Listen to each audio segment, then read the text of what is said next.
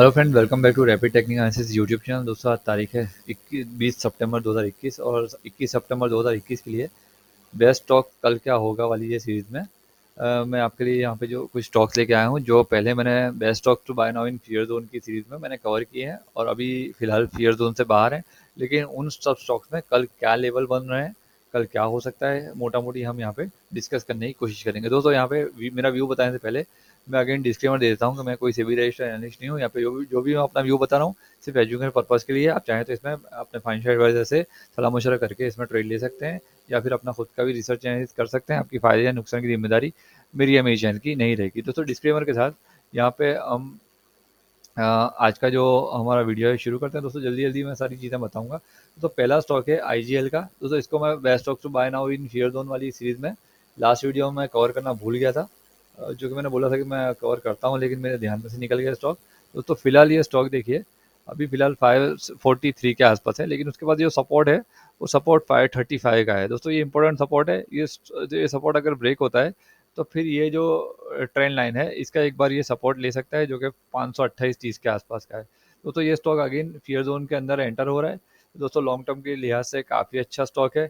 Again जब भी यहाँ से ये रिवर्स करेगा तो मुझे लगता है कि अगेन 570 से लेकर 600 650 तक के लेवल्स आने वाले कुछ समय में दिखा सकता है। लेकिन दोस्तों फिलहाल मार्केट ऑल टाइम हाई पे है और डाउ जोन्स भी काफ़ी ज़्यादा करेक्ट हुआ है। आज 700 पॉइंट तकरीबन उसमें गिरावट आई है। फिलहाल अभी जब मैं वीडियो बना रहा हूँ तब 700 पॉइंट अभी नेगेटिव है। तो दोस्तों आप थोड़ा सोच समझ के इसमें बाइंग कीजिएगा। छोटी छोटी क्वांटिटी में आप एसआईपी में बाइंग कर सकते हैं लॉन्ग टर्म के लिए। तो अगला स्टॉक है आपको आपके लिए जो कि है बालकृष्ण इंडस्ट्रीज।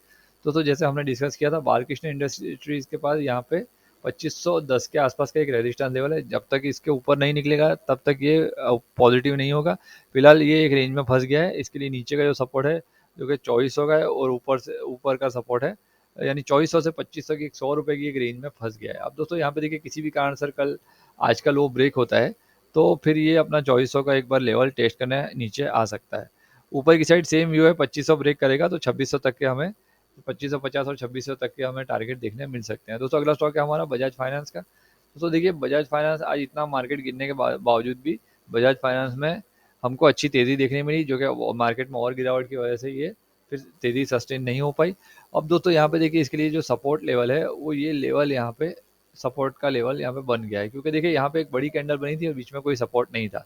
इतना बड़ा जो मूवमेंट के बीच में कोई एक बीच में कोई सपोर्ट नहीं था कि जहाँ पे ये स्टॉक आराम कर सके। तो दोस्तों काफ़ी दिनों से ये आराम कर रहा है। अब किसी भी कारण सर कल ये इसको ब्रेक कर देता है, 7300 को ब्रेक कर देता है तो फिर 7100 तक के ये लेवल्स कल के ही दिन में आपको देखने मिल सकते हैं। मुझे लगता है कि मार्केट में गिरावट आती है तो यहाँ पे आ सकता है ये स्टॉक तकरीबन 7100 तक आराम से आ सकता है। दोस्तों अगला स्टॉक है हमारा पीडीलाइट इंडस्ट्रीज।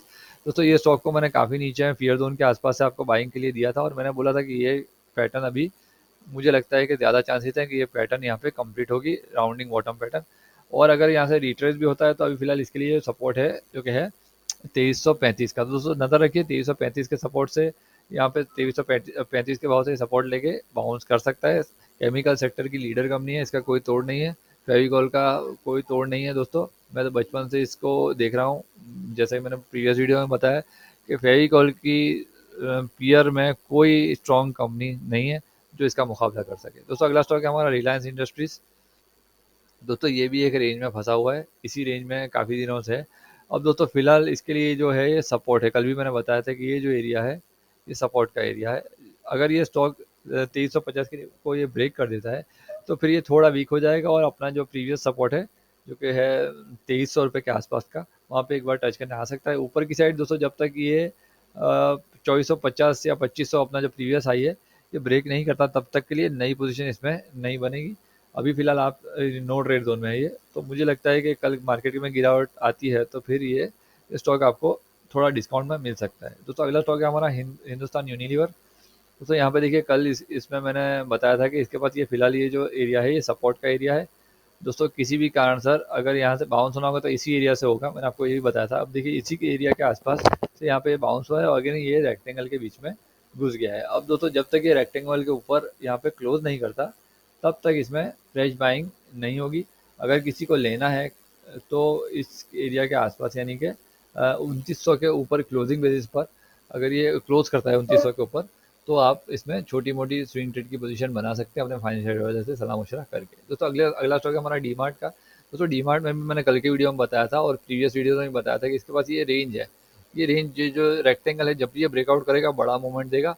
और देखिए पिछले 3 दिनों में काफ़ी बड़ा मूवमेंट किया है। कल के वीडियो में मैंने बोला था कि अगर 4300 को ब्रेक करता है तो 4400 और 4450 तक हमें इसमें टारगेट देखने मिल सकते हैं। अब फिलहाल यहाँ पे देखिए ये 4450 के आसपास इसको एक रेजिस्टेंस फेस होगा दोस्तों। किसी भी कारण सर अब यहाँ पे अगर इसके ऊपर क्लोज करता है यानी 4550 के आसपास 4450 का अगर ये क्लोज कर देता है इसके ऊपर, तो फिर अगला इसमें हमको जो नेक्स्ट लेवल होगा वो 4700 तक के हमको लेवल्स दिखाई दे सकते हैं स्टॉक में। मुझे लगता है कि दोस्तों ये स्टॉक इस एरिया के आसपास से ये रिट्रेसमेंट हो सकता है इसमें, और अगेन आपको ये 4000 के लेवल्स फिलहाल दिखा सकता है, या फिर अपना जो 3900 के लेवल्स, ये जो दो सपोर्ट हैं, ये सपोर्ट लेवल आपको आने वाले दिनों में देखने मिल सकते हैं। दोस्तों अगला स्टॉक है हमारा IRCTC। तो IRCTC में भी कुछ दिन पहले भी मैंने बोला था कि ये स्टॉक कहीं ना कहीं ये थकावट इसमें नज़र आ रही है मुझे, और फिलहाल RSI भी एक ग्रीड जोन में था, तो मुझे लगता था कि ये स्टॉक थोड़ा करेक्ट होना चाहिए और ऐसा ही हुआ है। आज की गिरावट में ये काफ़ी ज़्यादा करेक्ट हुआ है। अब दोस्तों फिलहाल इसके लिए जो सपोर्ट है, जो आज का लो है, वो अगर ये ब्रेक करता है तो फिर इसके लिए अगला जो सपोर्ट होगा वो तकरीबन 3400 के आसपास का होगा। तो दोस्तों नज़र रखिए, अगर आज का लो ब्रेक कर देता है तो ये थोड़ा वीक हो जाएगा और 3400 के लेवल आने वाले कुछ दिनों में दिखा सकता है। तो अगला स्टॉक है ITC का। दोस्तों ITC भी देखिए, मेरे सारे टारगेट डन हो गए। यहाँ पे मेरा अभी 240 का अगला टारगेट था, वो मेरा टारगेट डन हो गया। देखिए आज का जो हाई है 239.35 का। अब दोस्तों नई पोजीशन अभी 240 के ऊपर ही बनेगी। जब भी ये 240 के ऊपर क्लोज करेगा तो 250 से लेकर 60 तक के लेवल हमें इसमें देखने मिल सकते हैं। फिलहाल अगर ये किसी भी कारण सर कल ब्रेक होता है इसका लेवल, तो ये स्टॉक हमें तकरीबन 225 से लेके 220 तक अगेन हमें इसमें लेवल देखने मिल सकते हैं।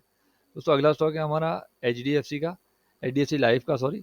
HDFC लाइफ में दोस्तों फिलहाल ये वाला जो एरिया है ये सपोर्ट एरिया है, जहाँ पे आज ये खड़ा है। देखिए ये वाला जो एरिया है सपोर्ट एरिया है। अब दोस्तों फिलहाल जब तक ये रेक्टेंगल के अंदर है तब तक कुछ नहीं होगा। किसी भी कारण से ये रेक्टेंगल का ब्रेकडाउन करता है तो फिर अगला सपोर्ट इसमें 705 का आसपास का निकल के आ रहा है। तो दोस्तों उस लेवल पे लॉन्ग टर्म का अगर इन्वेस्टर हो तो 705 के पास आसपास आता है तो आपको इसमें SIP में बाइंग स्टार्ट करनी चाहिए लॉन्ग टर्म के लिए। दोस्तों अगला स्टॉक है हमारा मैरिको। दोस्तों मैरिको में मैंने पिछले वीडियो में बताया था कि ये फिलहाल यहाँ पे ये सपोर्ट ले रहा है, और मुझे लगता है कल के वीडियो में मैंने बोला था कि यहाँ से ये बाउंस करेगा। ज़्यादातर चांसेस ये थे कि नीचे ब्रेकडाउन करे, लेकिन मैंने आपको कल बोला था कि ये यहाँ से बाउंस करेगा, और एग्जैक्टली इतनी बड़ी गिरावट होने के बावजूद भी यहाँ से ये स्टॉक में बाउंस आया है। अब दोस्तों नज़र बना के रखिए, किसी भी कारण सर आज का हाई ब्रेक होता है तो फिर ये अपना पिछला जो प्रीवियस हाई है इसको एक बार टेस्ट करने जा सकता है, जो कि है 590 के आसपास का। और अगर दोस्तों किसी भी कारण सर कल अगेन ये जो ट्रेंड लाइन, ये जो सपोर्ट लाइन है ये 555 के आसपास की ये ब्रेक करता है, तो फिर ये जो ट्रेंड लाइन है इसका ये अगला ये इसके पास सपोर्ट है, तो यहाँ तक ये स्टॉक 530 तक आ सकता है। दोस्तों अगला स्टॉक है हमारा दीपक नाइट्राइट का। दोस्तों दीपक नाइट्राइट के पास भी फिलहाल ये जो एरिया है ये सपोर्ट एरिया है। ये जो आज जहाँ पे खड़ा है ये कहीं ना कहीं देखिए इसी रेंज में कहीं ना कहीं सपोर्ट बना रहा है। अब दोस्तों अगर किसी भी कारण से ये सपोर्ट ब्रेक होता है तो इसके लिए डायरेक्टली अगला सपोर्ट होगा तकरीबन 2200 के आसपास का। मुझे लगता है कि ये स्टॉक फिलहाल अभी फियर जोन से अभी अभी ग्रीड जोन से अभी अभी निकला है, तो अगर ये फियर जोन तक आता है तो ये एरिया आपको देखने मिल सकता है, जो कि 2220 के आसपास का एरिया है।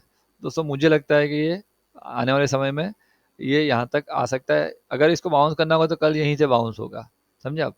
अगर यहाँ से बाउंस नहीं होता तो फिर ये यहाँ तक आराम से 2200 के लेवल इसमें देखने मिल सकते हैं।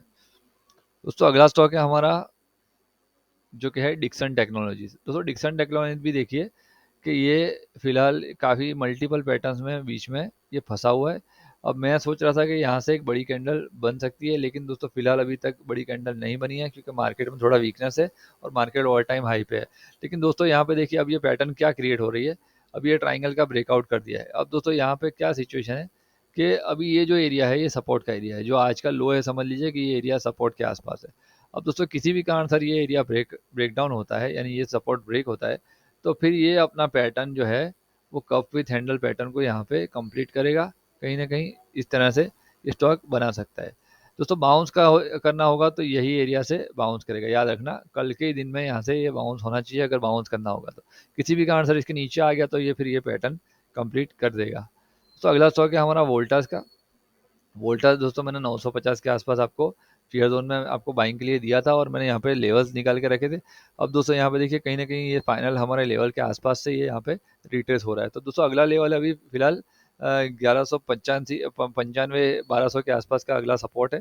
कल अगर ये सपोर्ट ब्रेक होता है तो फिर ये थोड़ा स्टॉक वीक हो जाएगा और फिर डायरेक्टली इसके बाद जो अगला सपोर्ट निकलेगा वो 1150 के आसपास का है। तो फिलहाल ऊपर में इसके पास जो रेजिस्टेंस लेवल है वो यहाँ से 1300 के आसपास का एक रेजिस्टेंस है। तो अगर किसी भी कारण सर अगर ये प्रीवियस हाई को ब्रेक कर देता है तो फिर ये 1300 के लेवल आपको दिखा सकता है। अगला स्टॉक है हमारा एशियन पेंट्स का।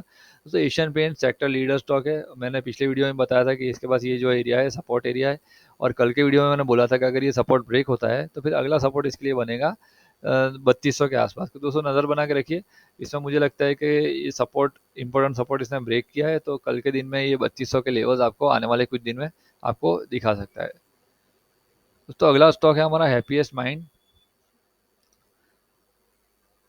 दोस्तों हैप्पीएस्ट माइंड में मैंने मेरे सारे टारगेट यहाँ से डन हो गए हैं। देखिए यहाँ पे मैंने बोला था कि आपको यहाँ से एक बार एक राउंडिंग बॉटम के ये जो ऊपर की लाइन है जो रेजिस्टेंस लाइन है यहाँ पे पैटर्न कंप्लीट करेगा और यहाँ पे यहाँ तक आ सकता है। दोस्तों यहाँ पे देखिए एग्जैक्टली इसी लेवल के आसपास से ये यहाँ पे रिट्रेस हुआ है। अब दोस्तों यहाँ पे क्या है कि ये जो एरिया है इसके लिए इंपॉर्टेंट सपोर्ट है 1400 1440 के आसपास का जो एरिया है ये इंपॉर्टेंट सपोर्ट है। किसी भी कारण सर अगर ये सपोर्ट ब्रेक होता है तो फिर इसके लिए अगला सपोर्ट होगा 1300 के आसपास। फिलहाल अगर जब तक ये जो रेजिस्टेंस के नीचे है यानी कि 1600 के नीचे है तब तक इसमें स्विंग ट्रेड के लिए फ्रेश बाइंग नहीं होगी। अगर किसी को स्विंग ट्रेड के लिए लेना है तो ब्रेकआउट पे लीजिएगा। फिलहाल इस ये नो ट्रेड जोन में है तो अभी फिलहाल यहाँ पे कुछ करना मुझे नहीं लगता है ठीक होगा। और दूसरा अगला स्टॉक है दोस्तों हमारा रूट मोबाइल। दोस्तों इसमें काफ़ी टाइम से मैं पिछले 15-20 दिन से बता रहा हूँ कि ये मेरा इसमें व्यू बरकरार है अभी तक।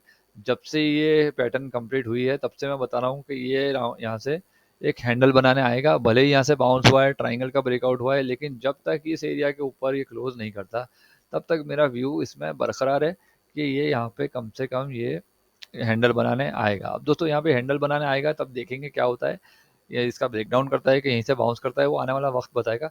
लेकिन मुझे लगता है कि एक बार यहाँ से ये हैंडल बनाने आना चाहिए। तो जब भी ये ट्रेंड लाइन का ब्रेकआउट करेगा तो फिर इसके लिए रेजिस्टेंस एरिया होगा 2200 के आसपास का। तो नज़र बना के रखिए, फिलहाल ऊपर के लिए फ्रेश बाइंग नहीं होगी। अगर किसी को स्विंग ट्रेड में बाय करना है तो ट्रेंड लाइन के ऊपर क्लोज करे तभी इसमें आप बाइंग कर सकते हैं। तो अगला स्टॉक है हमारा CDSL का। CDSL में दोस्तों आज हमें तकरीबन लोअर सर्किट देखने मिली है।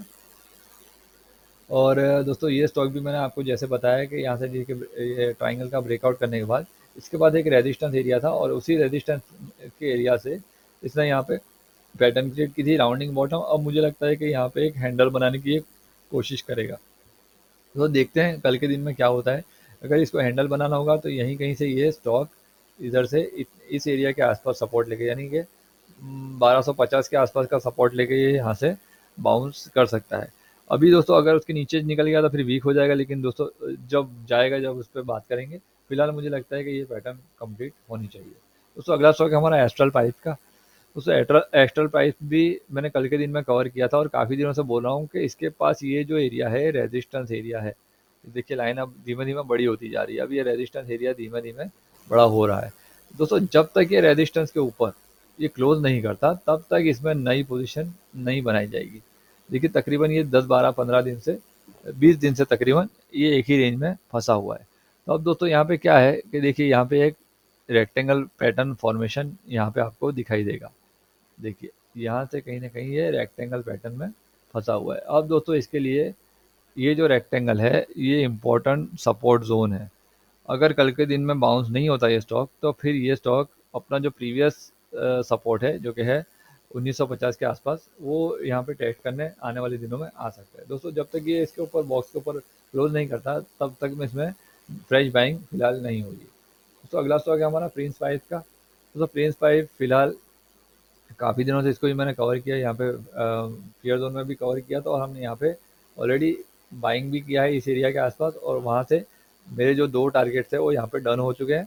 और दोस्तों मैंने यहाँ पे अपना व्यू बताया कि देखिए अगर इसको बाउंस होना होगा तो इसी तरह से यहाँ पे कहीं ना कहीं सपोर्ट लेगा और फिर यहाँ से इस तरह से बाउंस होगा। जब दोस्तों यहाँ पे ये स्टॉक आया था, तब से ही मैंने आपको ये पैटर्न ड्रॉ करके रखी है। अब देखते हैं दोस्तों कल इसके नीचे ब्रेक डाउन करता है कि फिर यहाँ से बाउंस करता है, ये आने वाला वक्त बताएगा। मुझे लगता है कि इस तरह से कहीं कहीं पैटर्न बननी चाहिए। तो अगला स्टॉक है हमारा MTR टेक। तो इसमें भी मैंने आपको बताया है कि ये जो एरिया है ये सपोर्ट का एरिया है फिलहाल। ये जो एरिया यहाँ पे देखिए सपोर्ट का एरिया है, कल के वीडियो में बताया था कि यहाँ पे ये जो एरिया है सपोर्ट का एरिया है। बाउंस होना होगा तो इसी एरिया से करेगा, और जब भी ये स्टॉक 1500 के ऊपर क्लोज कर देगा तो इसमें एक बहुत बड़ा मूवमेंट आपको देखने मिलेगा, क्योंकि ये यहाँ पे इन्वर्टेड हेड एंड शोल्डर का पैटर्न का ब्रेकआउट होगा। दोस्तों फिलहाल इसके लिए जो सपोर्ट अगला बन के आ रहा है वो ये ट्रेंड लाइन का जो सपोर्ट है, ये यहाँ पे एक ट्रेंड लाइन सपोर्ट का काम कर सकती है, जो कि 1300 के आसपास का। नज़र बना के रखिए दोस्तों। स्विंग ट्रेड में फिलहाल नई पोजीशन अभी नहीं बनेगी।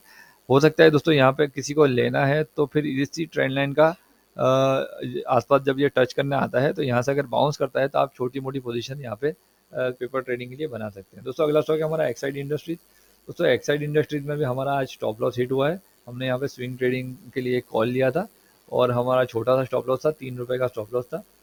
तो यहाँ पे हमारा स्टॉप लॉस हिट हुआ है, लेकिन दोस्तों यहाँ पे देखिए हमारा स्टॉप लॉस इतना बड़ा नहीं था, तो हमारे को डरने की कोई ज़रूरत नहीं है। हम हमारे रिस्क मैनेजमेंट के हिसाब से हम काम करते हैं। तो दोस्तों यहाँ पे देखिए अभी फिलहाल इसके लिए नए लेवल्स क्या निकल के आ रहे हैं। अब दोस्तों इसके बाद जो सपोर्ट एरिया है वो फिलहाल यही सपोर्ट एरिया है। किसी भी कारण से अगर ये सपोर्ट ब्रेक होता है तो फिर हमें 175 तक के इसमें लेवल्स देखने मिल सकते हैं। दोस्तों जब तक ये अगेन ट्रेंड लाइन के ऊपर क्लोज नहीं होता,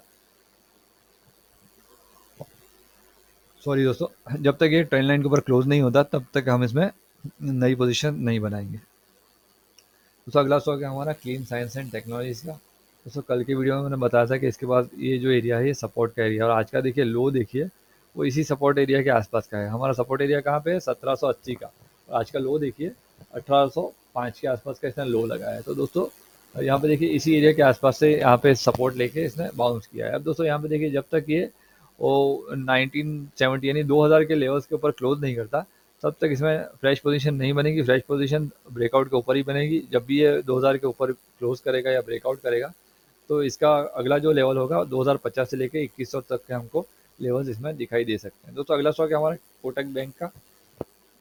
दोस्तों कोटक बैंक में मैंने काफ़ी दिनों से कवर किया है, इस पीयर जोन में कवर किया था, और मैंने ये सारे जो टारगेट लगा के रखे थे एग्जैक्टली सारे टारगेट्स मेरे हिट हो गए हैं। दोस्तों अब फिलहाल अगर जब तक ये जो आज का जो हाई है इसके ऊपर क्लोज नहीं करता, जो कि है 2050 के आसपास के, 2050 के ऊपर जब ये क्लोज नहीं करता तब तक हम इसमें नई पोजीशन नहीं बनेगी। 2050 के ऊपर जब भी ये क्लोज करेगा तो 2100 तक के हमें लेवल देखने मिल सकते हैं। फिलहाल अभी फिर इसके लिए जो सपोर्ट एरिया निकल के आ रहा है वो है 1950 से लेकर 1900 तक का, यहाँ पे एक सपोर्ट निकल के आ सकता है। मुझे लगता है कि अगर यहाँ से ये रिट्रेस होता है तो फिर 1900 तक ये स्टॉक यहाँ पे रिट्रेस आराम से हो सकता है। तो अगला स्टॉक है हमारा आरती इंडस्ट्रीज। तो आरती इंडस्ट्रीज के पास ये जो एरिया है ये सपोर्ट एरिया है।